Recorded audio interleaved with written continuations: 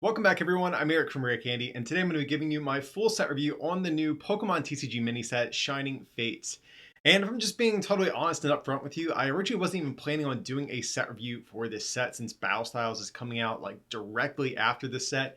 And it's easily the more competitive out of the two that we're going to be looking at. Then there's also the issue that product for this set is going to be near impossible to find. So you might even kind of be thinking, why even take the time to look at the set? And the reasons for that are kind of twofold. First of all, there are still a handful of cards with competitive potential that I do think players should be aware of. So I do still want to give my thoughts on some of these kind of important cards that we're going to be getting in this set. And even though you have a better shot at digging up gold in your backyard with a plastic spoon than finding Shining Fates product in stores, players still can play with these cards on PTCGO, which, quick plug, you can get from our sponsor, ptcgostore.com, whenever the set does drop. And if you are planning on picking up some code cards, just remember to use our coupon code RARECANDY, all caps, one word, at checkout for a discount. And our patrons at patreon.com/rarecandytcg have an exclusive discount code of their own for even bigger savings. But Shining Fates is going to be our newest mini set that basically serves as a way of getting us caught up with a lot of the product releases Japan already has, including their Shiny Star V set, the Blastoise and Venusaur VMAX starter sets, the VMAX special box set, and a ton of random promo cards, with the main focus of the set, of course, being on the absolutely stunning shiny Pokemon reprints, which admittedly the collector in me is pretty stoked for. And also, side note, let me know down in the comment section which of the shiny reprints you guys are going to be looking forward to most. Though for this set review, I'm only going to be discussing the new cards being printed, which means that we won't really be looking at any of these shiny Pokemon or any of the other alternate art reprints coming out in the same set, nor will they factor into my final score of the set that I'm going to be delivering at the end of this video. And even though this set is going to be a smaller set review compared to some of the other ones that appear on this channel, I've still got your back with timestamps down below in the description of this video. That way you can jump to any particular card you might want to hear about. But one last thing before we hop into the full set review, remember to smack that like button, guys. It genuinely really does help get this video seen by more people on YouTube. And if you haven't already, be sure to subscribe to the channel and ring that bell for notifications. That way you get updated on when my next video is going to drop. But with all that out the way, let's hop into the actual set review and see what Shining Fates has in store for us. Our first grass Pokemon we're going to take a look at is going to be Celebi. Celebi is going to be a basic Pokemon, and we're really just looking at this thing for its ability here. It says, once during your turn before you attack, this Pokemon is your active. You may look at the top 6 cards of your deck, choose one energy card that you find there, reveal it, and put it into your hand, then shuffle the other cards back into your deck. Now, this is kind of an interesting ability. This is very similar to the old Energy Lotto card that we now unfortunately do not have in standard format, but did a very similar thing as an item card. Still actually see some play it and expanded from time to time, just because it has basically the same effect here, though it does let you dig one card deeper. But yeah, this is kind of a cool effect, and the thing I like about this ability in particular is the fact that it just says energy. It doesn't say basic energy. And what that means is now we have a way at searching out special energies like twin energy, triple acceleration, but of course, I mean, you could extend this to anything, even other things like speed lightning, capture energy, etc. But I think the big ones we're really going to be thinking about here are going to be twin energy and triple acceleration. And that's really big because special energies in particular usually don't have the best recovery options or the best searching options. Right now, I think one of our better options is going to be Guzman Hala, but it's kind of a clunky card to use. You know, it's your supporter for turn. You have to discard multiple cards from your hand to really get good effect out of it. And just being able to play this basic Celebi could be a nice way at searching out these special energies index going forward. You know, it has a 1 retreat cost, so this means you can play this with Air Balloon or U-turn board. And more than likely, if you're running these cards already, you can probably fit in 1 copy of Celebi into your list as well. But I mean, even outside of special energies, there's still a bunch of decks in the format that are reliant on energy. Of course, think of things like Frostmoth or Welder decks. I think basically any deck that accelerates energy from hand or is based on special energies to attack really have to consider a card like Celebi for the future. Now, I will say this, even though I really do like this ability, I've been struggling a little bit in terms of where to place this in a deck. Like, there's a bunch of decks that hypothetically would like this, but realistically, Welder decks, they're not going to devote the space to something like this. Mad Party already has Poltergeist to help draw the deck cards. Frostmoth really just hasn't been much of a thing lately in general. So it is a little bit difficult to attempt to find an initial home for this. But even despite that, I do expect to see Celebi see some play at some point, especially as we do inch closer to the rotation once Guzma and Hollow rotates. This is going to be our really only reliable way at searching out special energies. So even though usually I try not to base my ratings on what will happen in the future, like I said, I'm going to go out on a limb for this card. I think it probably will see some play, throughout its lifespan at some point. Next up, we're going to be taking a look at Dhelmise VMAX. This, of course, does evolve from Dhelmise V. There is not a new one in the set. This is just going to evolve from the old one that we had back from Sword and Shield. But let's take a look at this one. It's 330 HP, Fire Weakness, 3 Retreat Cost, but it has 2 attacks, the first of which for a Grass Energy. Does 30 times the amount of Grass Energy attached to this Pokemon to one of your opponent's Pokemon. And its other attack for 2 grass and the colorless is 240, and this Pokemon can't use that attack during your next turn. Okay, so we're a grass attacker that needs grass energy in multiple counts, so obviously we just played this with Rillaboom. I mean, that's kind of the go-to strategy for something like this. And that's really, I think, the first red flag that we're seeing here, just because Rillaboom, while not really a bad card or a bad sort of archetype, really hasn't been a top tier archetype at this point, especially the more VMAX centric builds. And 240 is an okay number. I mean, you can one-shot Pikarom, things like Crobat, things like Dedenne, and while you can two-shot opposing VMAXs, I think the nail in the coffin for me, once I was trying to really think about this card and where I wanted to sort of rate it in the set review, is the fact that it can't one-shot Zacian. Because at first I was thinking, okay, 240, we one-shot Zacian, that's not too bad. We can two-shot VMAXs. Then I remembered, oh, Zacian is resistant to grass, so we actually can't one-shot it unless we want to play something like Vitality Band on top of this. And now we're just getting into silly territory. I mean, it's already kind of a chore to set up Rillaboom and a VMAX and a Rowlet, although an Executor, to get the entire deck going. You already have to play things like Weakness Guard Energy to get rid of your really horrific fire weakness.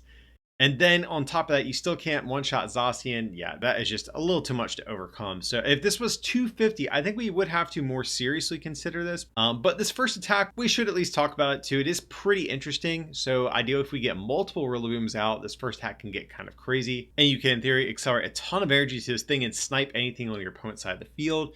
And we do have things like Telescopic Sight to sort of double down on that strategy if you did want to build around this sort of attack. But even though I don't mind this attack here, again, the fact that we can't one-shot Zacian is really going to be the big thing that makes this card a no in my book. So not a big fan of Dhelmise VMAX. I do like that we are getting some evolutions to some of these old Pokemon V, which is nice, but yeah, this one's definitely going to miss the mark a bit. Next up, we have the first of several new amazing rare cards that we're going to get in this set, and that is going to be Reshiram. So this one's going to be pretty straightforward. It's a basic 120 HP fire type. It has just one attack here for fire, lightning dark. Does 270, and this Pokemon does 60 to itself. I think this actually might be the best amazing rare that we've had to date. I know the bar has been pretty low, but a part of me really does think this thing has a shot, because 270 is a fantastic number to hit for. We can one-shot any of the tag teams in the format other than ADP, which is only a Zigzagoon away, or maybe even a Vitality Band away from being knocked out. We still have Tapu Koko Prisma Star to fulfill the lightning energy part of this attack cost. We have Welder. And so in theory, it is possible to set up these Reshirams turn after turn doing 270, which is pretty impressive, I do have to say. Again, we can one-shot tag teams, two-shot VMAXs, and handle any of these single and two prize Pokemon in the format. But one of the things I really like about this Pokemon compared to some of the past amazing rares is the fact that this thing has access to the Victory Sign Victini. And the reason that is good is because just for a fire energy, you get to search your deck for multiple energies of different types and attach them to your Pokemon. And that's really what these amazing rares have been needing. We have the amazing rare Jirachi, but I mean, that thing takes 3 energy to get up and running. This Victini we're talking about can be done on the first turn of the game if you're going second. And suddenly we kind of have a deck that dare I say works, which has really been just the big obstacle to the amazing rares. Most of them are pretty good cards, but the issue is consistently streaming them. And even beyond some of the cards I've outlined already, we still have Turbo Patch in the format, and even right after the set coming out in Battle Styles, we have EXP Share coming back into the format, which could be a big help for these styles of cards going forward. So I have to say, I actually am a little bit favorable to this Reshiram here. I think I am going to stay a little bit neutral just because, again, we're attempting to stream an attacker that uses 3 different energy types every single turn. That is a lot to ask for. But if an amazing rare has ever had the chance at actually breaking through and finally being competitive, I think this is probably the one. So Reshiram, this is definitely a card I'm going to keep an eye on. Definitely one I want to start getting around to doing some testing with. So I'm going to stay neutral, but I'm kind of leaning towards being optimistic for this one. Next up, we have a not so amazing rare Kyogre here. This is going to be a basic Pokemon, 120 HP, lightning weakness through retreat, and much like these other amazing rares, has a very wonky attack cost, but this one's going to be a water, lightning metal colorless, and then it does 80 damage to each of your opponent's Pokemon. So this is kind of cool. You know, with a telescopic sight, that's 110. That 2 shots Zacians, 2 shots Dedennes, etc. You also can pick off low HP things like Jirachis and pre-evolution. So yeah, that seems kind of okay. But the issue is just this taking 4 energy. You know, had this been 3 energy, maybe we could consider this, but for 4, with a card like this, you almost have to go all in on this strategy because you can't really tech this into your deck. You really have to dedicate your core strategy to this sort of crazy Kyogre spread deck. And if your opponent's ever just playing Mew, I mean, suddenly your deck is just utterly horrible. Suddenly you're now doing 4 for 80. And not just 4, but 4 different energies for 80 to your opponent's active. And yeah, so this thing gets shut down very easily. There is energy acceleration. We do have Frostmoth, but there is also a Dragonite I will at least point out that we still have in format. I believe it's back from Unified Minds. It can accelerate water and lightning energy from hand. So that's kind of cool. We have Turbo Patch, EXP Share coming out shortly after this card as well. So, I mean, there are cards to try to get this thing up and running, but man, this attack cost is just far too heavy, I think. If this was 3, maybe we could talk, but the fact that it's 4 is really the thing that's ultimately going to keep me from ever wanting to touch this thing. Next up, we have a new Manaphy card. This is kind of like the Celebi that we just looked at a little bit earlier, but for this one, you look at the top 6 cards of your deck. Instead of energy, this time you choose a Pokemon, reveal it and put it into your hand, shuffle the other cards back into your deck. So my opinion of this is almost identical to Celebi. There's definitely a lot of applications I could see for this. I think one of the obvious ones is going to be something like Mad Party. Like every turn after something gets knocked out, you can use Manaphy to search your deck for another Mad Partier to potentially discard.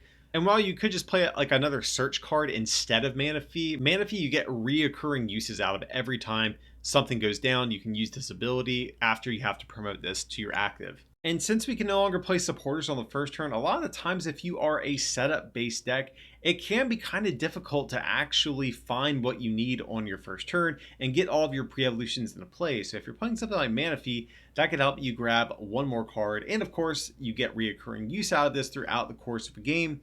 Just because maybe if you're playing a stage 2 deck, after your stage 2 goes down, promote Manaphy, and this could potentially find you the next combo piece that you need to keep your core strategy going. I think both this and Celebi not only have to compete with each other, but they do have to compete with the amazing rare Jirachi as well. Jirachi, you know, its reach isn't quite as deep, but you are getting more say over what you get in your hand, whereas Manaphy and Celebi are going to be a little bit more limited in that regard.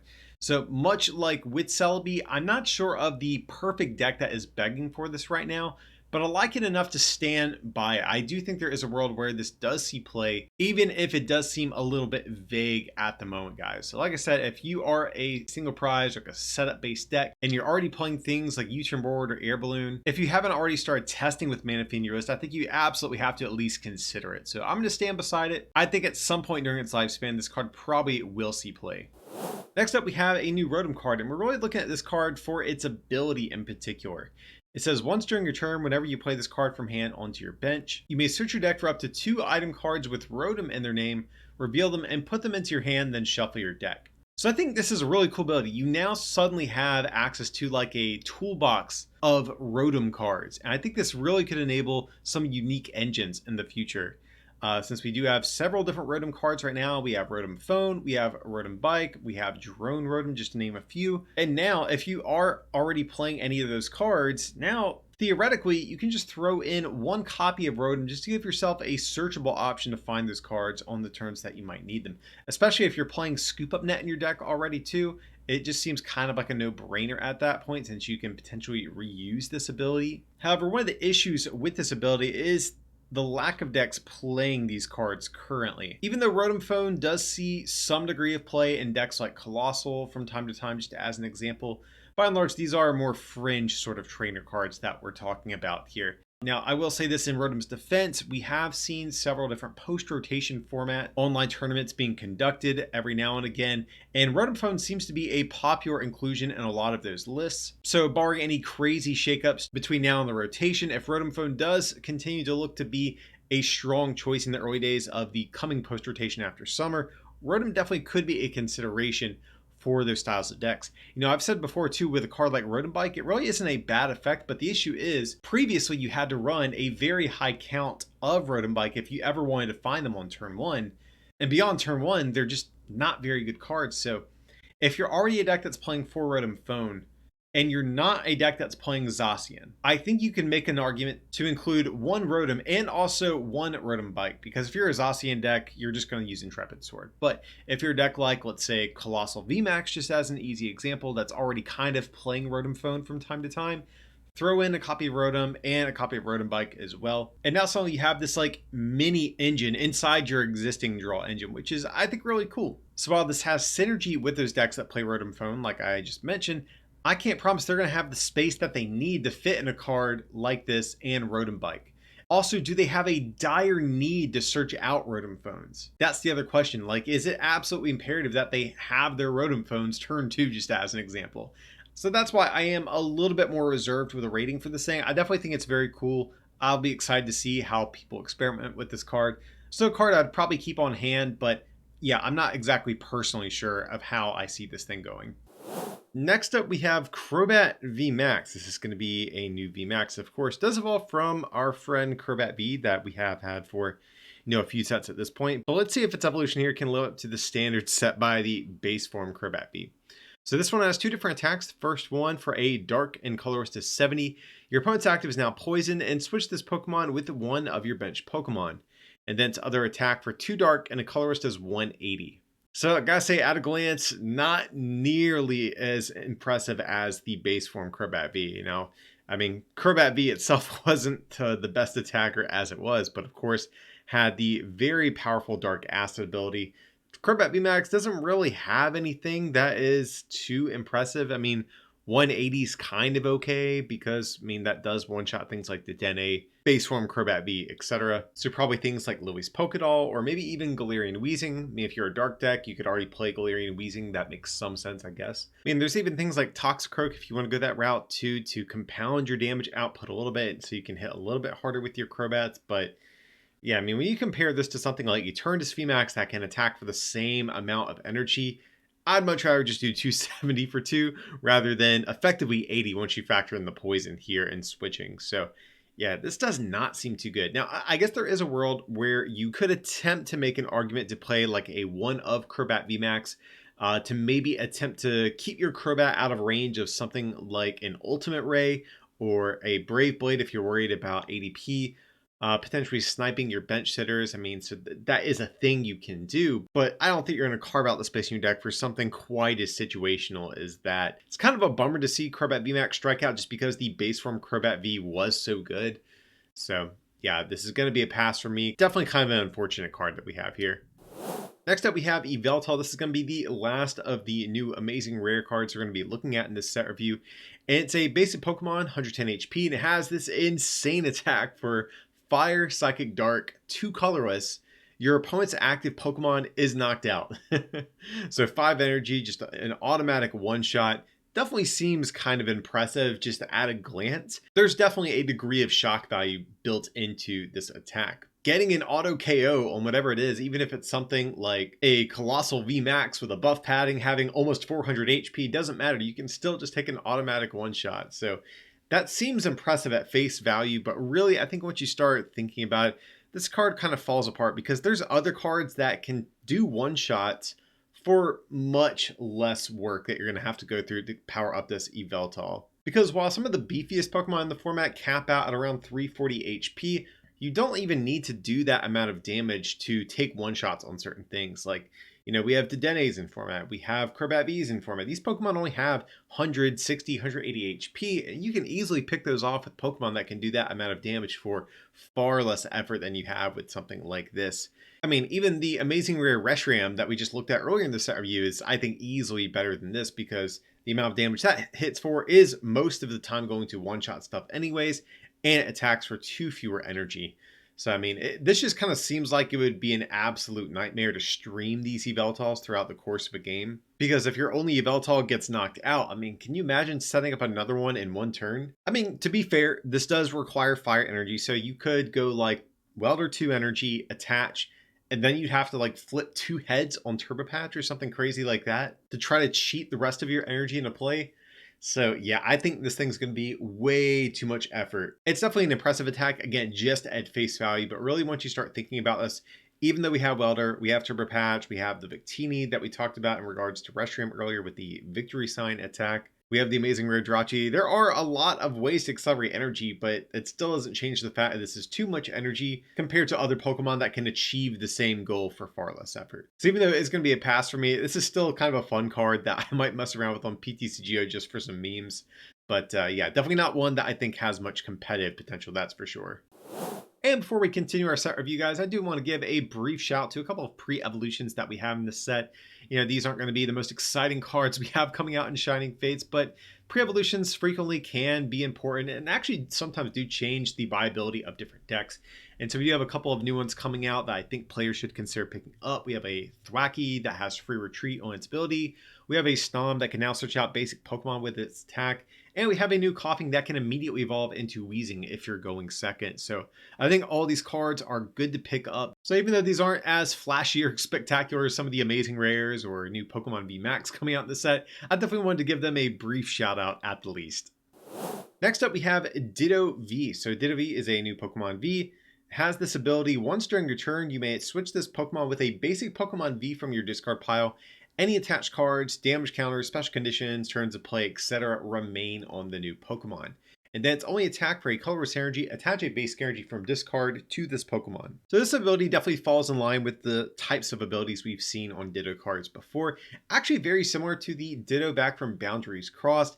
Had a very similar effect where the Ditto could kind of act as a proxy on your bench where you could, sort of change it at any point whenever you have the right Pokemon you want to switch it with. And that card has seen some play. It did pop up about a year or so ago now in the Egg Spot deck, which yours truly played a part in helping popularize a little bit. But before that, not a whole lot. Some people tried to play it in the Electric deck when Ditto first came out. Beyond that, really didn't see a whole lot of play. Again, up until the Egg Spot deck sort of started to catch on. So, I mean, there is some degree of precedent set for this Ditto to see some play. And really, if we're thinking about what are the types of decks that want an effect like this, I think that would most likely be decks that play some sort of toolbox-based attackers, especially if it's like a variety of one-ofs. So I think of something like Fire Toolbox that we've had now for a while. Typically plays a lot of different one-of fire attackers, but sometimes you might want the same Pokemon twice in the game. Think of a card like Cramorant V. I think that could be a good example where typically you're only going to play one Cramorant in your deck. Just because it's good at sniping Dedennes, but your opponent's not always going to have more than one Dedenne in play, so normally you only really get one use out of it. But sometimes a second one could be valuable if they do bench another Dedenne later in the game, and you might want another Cramorant. Same thing for other cards like Double V, or even if we're thinking about like the Rillaboom deck, they might want to play like one Zarude V, and if that gets knocked out early on, Ditto might be a nice way of acting as kind of like a pseudo second copy for the instances that you might want to run it. So I think there is a world where Ditto could see play, again, in toolbox style decks. Now, am I actually going to play Ditto right out the gate? I'm not really sure. There's not too many of these sort of toolbox decks that we're talking about. The most popular Welder decks right now have been Centiskorch and Blacephalon, neither of which really would want a card like this too much. But if other Welder-based decks, largely revolving around basic Pokemon V, start to do well or gain some popularity, I think Ditto would definitely have to be a consideration for decks kind of in that vein. But I do like this card, and I probably will have some copies on hand just in case the timing might be right for a card like this to take off. So Ditto's a cool card, just not really sure where it's going to land just yet. Coming in next up, we have Ditto VMAX. So typically I do like to cover the entire evolution lines of VMAXs all together, but I think the context you might play Ditto VMAX is going to be a little bit different than that of the V. So let's take a look at this thing. It does evolve from the Ditto V we just looked at, 320 HP, fighting weakness, 3 retreat, and it just has one single attack here for 3 colorless energy. Choose one of your opponent's active Pokemon's attacks and use it as this attack. So just thematically, this is kind of in line with what you'd expect from Ditto, just being able to copy different moves and stuff like that. And being a colorless attack cost does mean this is very flexible in terms of how you want to power this up. I think some of the more common ways we could get this up and running will be cards that accelerate energy from hand, much like Rillaboom, Welder, or even Porygon Z if you want to attempt to go down that route. But another thing I do like about this, it is technically an evolution, so that means you can abuse triple acceleration energy as well. If you'll just slap that down for a single attachment and then just theoretically steal one of your opponent's attacks and nuke them. That's the thought at least. But we'll say this, right now in the current format at the time of recording, there's not a whole lot of attacks that are great to copy. A lot of the times I think Brave Blade's going to be one of the better ones, but just looking at some cards like Dhelmise VMAX or Scorch VMAX, these are attacks that you really don't want to be copying unless your deck does the same exact strategy as your opponents, because Eternus, of course, just does more damage based on Dark Pokemon in play. Scorch does more damage for each fire energy on you. And a lot of the Pokemon in the format have attacks kind of in that vein, making Ditto a little less strong had a lot of the attacks in the game right now just been a little bit more generic. So Ditto, I think, is going to struggle a little bit to find attacks that it even wants to copy at this point. Now, if you are already playing a deck that plays Ditto V, there is at least a consideration for Ditto VMAX, assuming you have the necessary means of powering this thing up in a single turn. Just because if you're like, let's just say for the sake of example, an all basic Welder deck, Ditto VMAX could be like a nice surprise attacker in the late game that has a little bit more HP than some of your basic Pokemon like Heatran, Talonflame, or even something like Reshizard, and could be a nice Pokemon at the very end of the game to go like reset stamp, attack, and just have this big 320 HP Pokemon your opponent has to attempt to deal with. So this could still give your Ditto a purpose even in games where you don't need to use Ditto's ability necessarily. But again, I just kind of worry about the type of attacks that are currently seeing play. Like I mentioned, Brave Blade's one of the few that you don't mind copying, but if we just look at some of the other decks in format like Blacephalon, Scorch, Eternus, even Pikarom, there's just a lot of decks where the bonus effects that you get from those attacks are unique to those specific archetypes. And if your deck's not built to take advantage of those bonuses that your attacks are giving you, then, most of the time Ditto is just going to be kind of a lackluster attacker. So for the moment, I am actually going to pass on Ditto. I don't think this is like the worst card ever by any means, but I just think this attack is a little too situational for me personally right now. Next up, we have Greedent V. Greedent is a basic Pokemon with 200 HP. Has two different attacks here. The first one for 2 colorless energy does 40 and discard an energy from your opponent's active Pokemon. And its second attack for 3 colors does 180. And you flip a coin of tails, the attack does nothing. So pretty clear here which attack we should probably be thinking about building around if we are going to. That's going to be that first attack, Crunch. And I do have mixed feelings about this attack because I do think Energy Denial is a pretty strong strategy right now. There are a lot of decks in the format that do get easily disrupted by Energy Denial strategies. So think of something like Eternus VMAX or Dragapult VMAX, just to name a few. Also, of course, ADP variants too. So if you're able to just go Crushing Hammer, Crunch, discard their energy, a lot of times that's going to be a really big setback to your opponent. And we have seen strategies like this work in the past. There was a Lycanroc GX towards the beginning of the Sun and Moon era as a game that did do like averagely okay at one regional, if I remember correctly. It was kind of a rogue that popped up, but not really too much from that deck afterwards. So the precedent is like kind of there for Greedent V here to be okay. But I think right now, overall, I'm a little bit underwhelmed. I think the damage output from this thing is just not nearly strong enough. I think realistically, this would need to be closer to like 80 because just think of something like a Zacian V. We're going to have to like 6-shot that. Oh my God, that just seems so horrible if we want to do something like that. I mean, there are things in the format to sort of aid with your damage. Think of something like Powerful Colorless Energy. That definitely would work with a card like Greedent here. And there are ways to get this thing powered up easily. We have Welder in the format. We have Tapu Koko Prism Star. Now, I think the one area where Greedent has like some degree of potential is if Torkoal V ever does pop up again as a deck. Has seen a little bit of play over the past year. This could definitely be a decent one-up just because this attack is a little bit easier to quickly get up and running, whereas Torkoal takes twice as much energy. And if you just need to quickly discard some energy, Greedent could be a little bit better. So that's like the one potential small area where this card could be good. But yeah, I think overall this thing's just a swing and a miss. Next up, we have another evolution of a fan favorite Pokemon V that is going to be Cramorant VMAX. So of course, this will evolve from the current Cramorant V that we have in format, but this one has 320 HP, lightning weakness, fighting resistance to retreat, and it has a single attack here.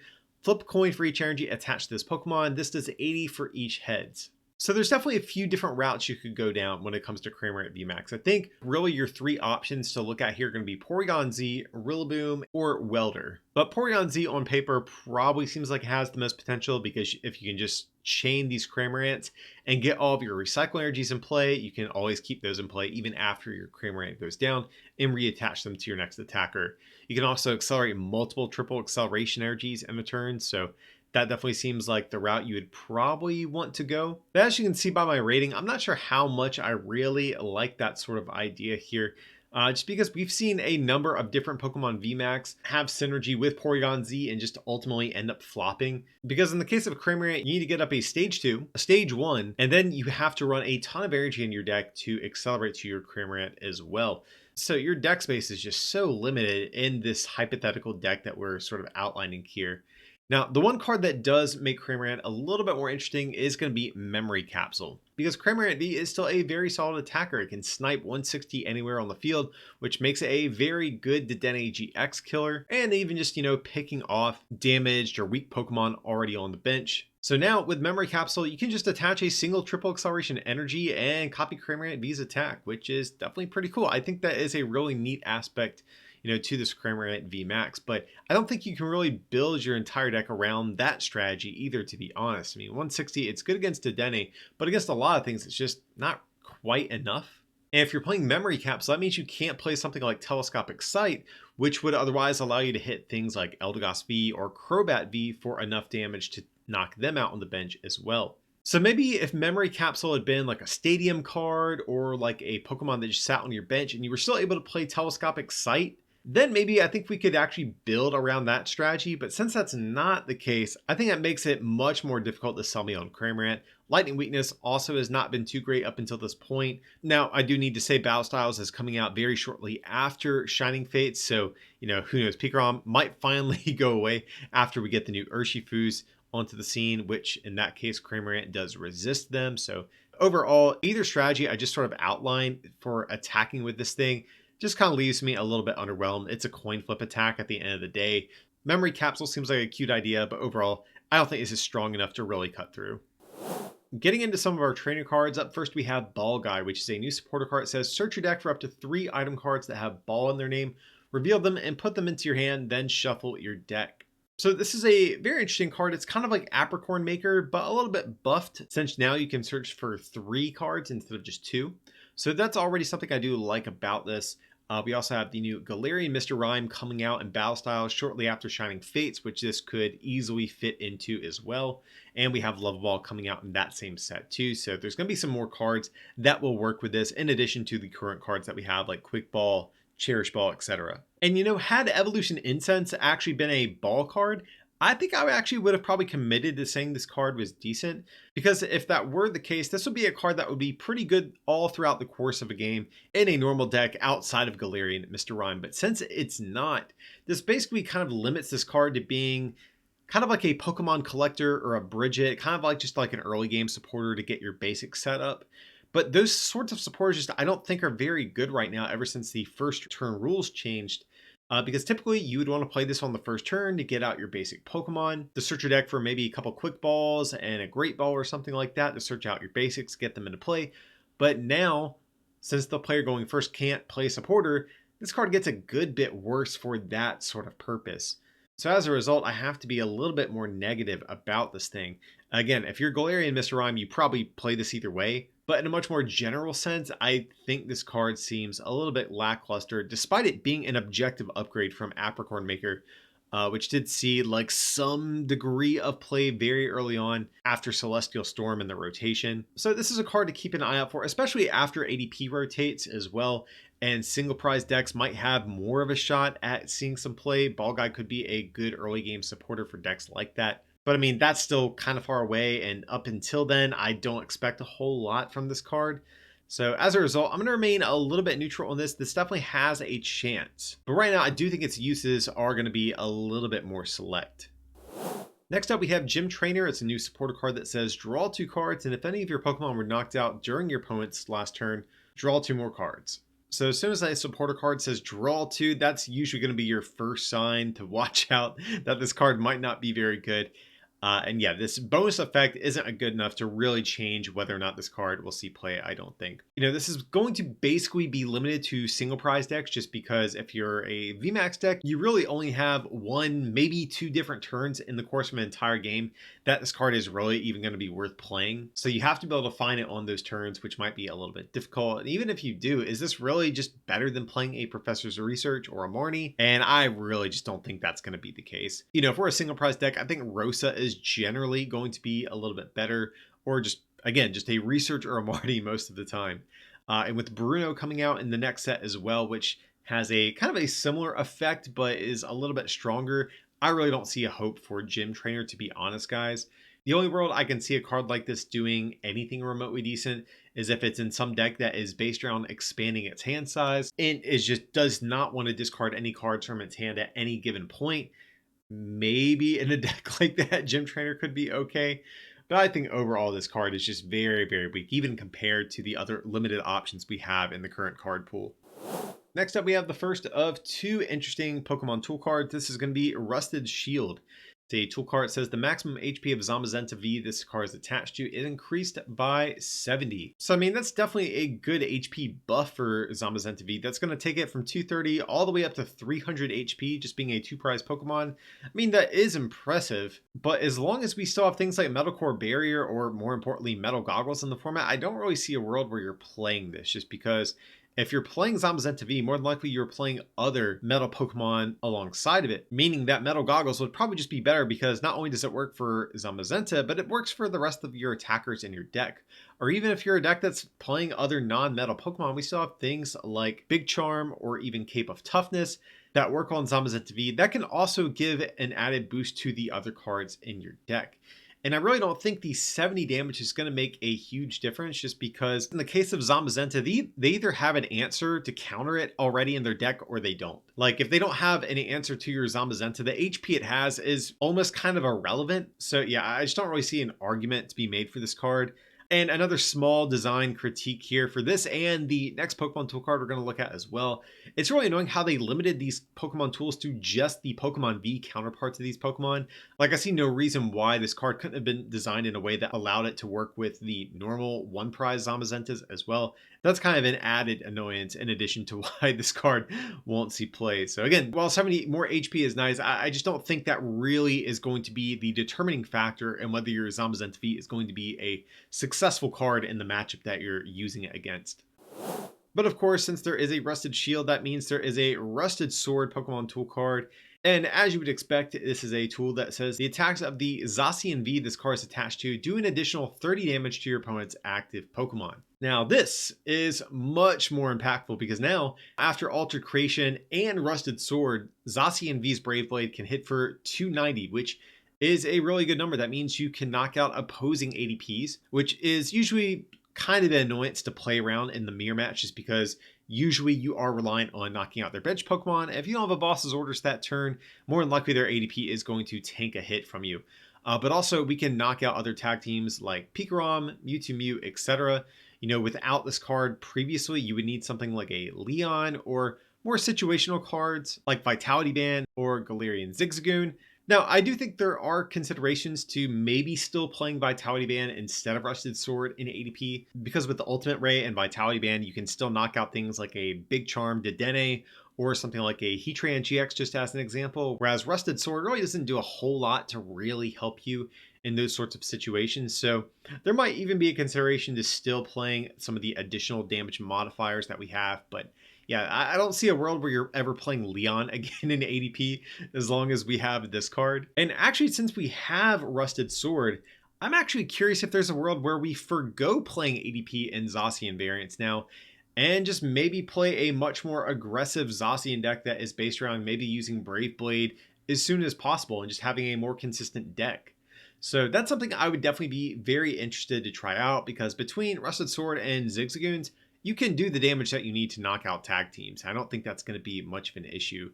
So yeah, this card is definitely solid up until rotation. After that, probably not nearly as good since tag teams will be leaving us, but as long as tag teams are in the format, this is definitely going to be a good card for Zacian decks. So big thumbs up. Probably actually the best card in the set if I had to just say. So yeah, if you're a Zacian player, definitely get you some of these. Definitely going to be a card worth experimenting with.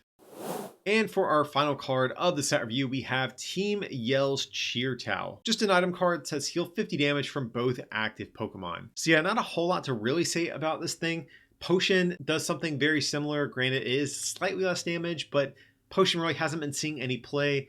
And as a result, I don't think this probably will either. But I will say this, in defense of this card, there have been certain times where cards like Potion or Super Potion do pop up in small counts just to deal with very select cards in the format. You know, we saw some people play Potion and Max Potion at different points in their electric decks to deal with the sniping damage from Darkrai EX many sets ago. We've seen Primal Groudon EX decks play cards like Potion and Super Potion. So I think if you are a one-hit KO oriented deck that is aiming to tank at the same time, I think there is a world where maybe you consider playing this card. Like, even though it's not taking one-shots most of the time, a deck like Colossal VMAX, if its attacks are more one-shot oriented, I think would consider something like this, because between Stone Fighting Energy, buff padding, etc., a card like this actually could be kind of beneficial on top of the additional damage reducing options. But right now we still have Mallow and Lana in format, and we have the new Cheryl card coming out very shortly after Shining Fates. So this card probably not going to do a whole lot in the short term. But again, those rare instances do pop up from time to time. So who knows? Maybe there will be a day when this sees play, but I don't think it's going to be anytime soon though. So going to be a pass from me. And with that, guys, we've made it to the end of our Shining Fates set review. So it feels kind of nice wrapping up the set review this early. Typically, our reviews go a little bit longer on the channel, but since this is a mini set, this one did go by a little bit quicker, which is actually kind of fun for me too. Made this video much easier to crank out for you guys. But before we wrap up this video, I do want to at least go over some of my final thoughts, just kind of overall on Shining Fates. You know, in terms of rating this set, I think I'm issuing a score partially based on the fact that it is a mini set. It's not a fully fledged main Sword and Shield expansion. I have to kind of treat it as such. So as you can see here, I have elected to give this a 3 out of 5. I do think from a competitive standpoint, this is an okay mini set. You know, there's no Zoroark GX or Let Loose Marshadow or anything like super game defining like some of these past mini sets, but there's still definitely some pros and cons here that I want to go over. So if we're just looking at the set, I think obviously the big draw to this is going to be the shiny Pokemon coming out in this set. You know, that's not affecting my score too much here, but I have to say I am really excited for these shiny Pokemon. These are actually going to be legal for a while, unlike the ones that came out back in Hidden Fate. So the collector me is going to be happy to see some of these. But we are getting some new Amazing Rares. That is something I actually am a little bit excited for. I was kind of worried that they were going to be just kind of like a one and done with Vivid Voltage. But in particular, I do want to try out the new Reshiram. I think that has a good bit of potential in terms of the Amazing Rares. That might be the best one we've actually had so far. And actually, I really do like the new pre-evolutions that I briefly shouted out as well. You know, I don't think they are as groundbreaking as something like the Frogadier in the old Greninja deck or the Phantom in the Trevenant Break deck, but they definitely give a boost to their respective archetypes. And a lot of times good pre-evolutions are something that get overlooked. So very happy to have a couple of small boosts given to some of the existing decks that we have out there right now. But in terms of negatives, I think some of the Pokemon VMAX really missed the mark. I really enjoyed that some of these old Pokemon V got new evolutions and have new reasons to reevaluate them as cards. But unfortunately, the evolutions we got for them just weren't too great overall. And just even in terms of the set as a whole, like a lot of these mini sets, there is just a good bit of filler. And a lot of that can be attributed to the fact that these mini sets are usually just kind of a way at getting us caught up with Japan's card pool and giving us a lot of the random cards that they had already gotten outside of their traditional sets. So yeah, filler was kind of expected, but it's still not something that you'd like to see. So that's going to be all my thoughts on Shining Fates, guys. Hope you enjoyed this set review. Definitely sound off down below in the comment section. I want to know what you guys are thinking. Let me know your favorite shiny reprint that's coming out in this set. And also, what are your favorite cards from a more competitive standpoint as well? I try my best to read all the comments we get, so definitely sound off down below in the comment section. Let me know your thoughts. But if you did enjoy this set review, be sure to like, subscribe, ring that bell for notifications. And if you can, consider supporting this channel as well by becoming a patron at patreon.com/rarecandytcg or pick up some merch from rarecandytcg.com. It would mean a lot. But as always, thanks so much for watching, and I'll see you next time.